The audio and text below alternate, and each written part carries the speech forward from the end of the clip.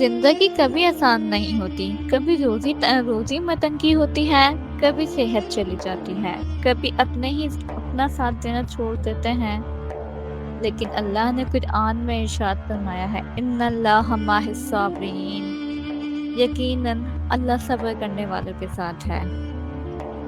دنیا کی مشکلات، انسان سوچتا ہے کہ میں اکیلا ہوں، لیکن اصل میں ہر دکھ، ہر امتحان اللہ کی طرف سے ایک آزمائش ہے۔ کبھی بندہ رو کر کہتا ہے یا اللہ یہ کیوں ہو رہا ہے، لیکن وہی وقت ہوتا ہے صبر کا جہاں بندہ اپنے ایمان کی اصل مثال پیش کرتا ہے۔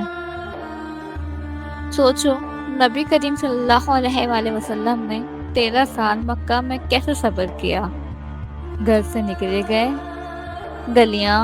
گالیاں دی گئیں، پتھر مارے گئے، لیکن زبان پر صرف یہ تھا یا اللہ میری قوم کو ہدایت دے، کیونکہ یہ جانتے نہیں۔ حضرت بلال رضی اللہ عنہ کو جلتے ہوئے پہاڑوں پر لٹایا گیا، لیکن ان کی زبان پر صرف تھا آہت آہت، میرا رب ایک ہے، میرا رب ایک ہے۔ یہی ہے صبر، درد اور برداشت کرنا صرف اللہ کے لیے۔ دوستو، آج ہم غم میں رو دیتے ہیں، لوگوں سے شکوہ کرتے ہیں، لیکن صبر کرنے والے کے لیے اللہ کی طرف سے 3 انعام ہیں: اللہ کی رحمت، اللہ کا سلام، جنت میں ان کے لیے بے حساب اجر۔ قرآن میں اللہ فرماتا ہے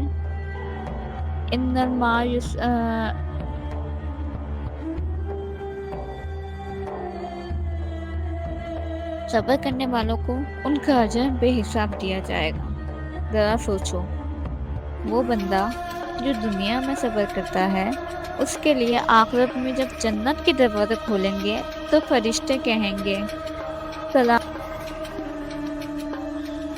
تمہارے صبر کی وجہ سے کیا ہی بہترین انجام ہے یہ گھر جنت۔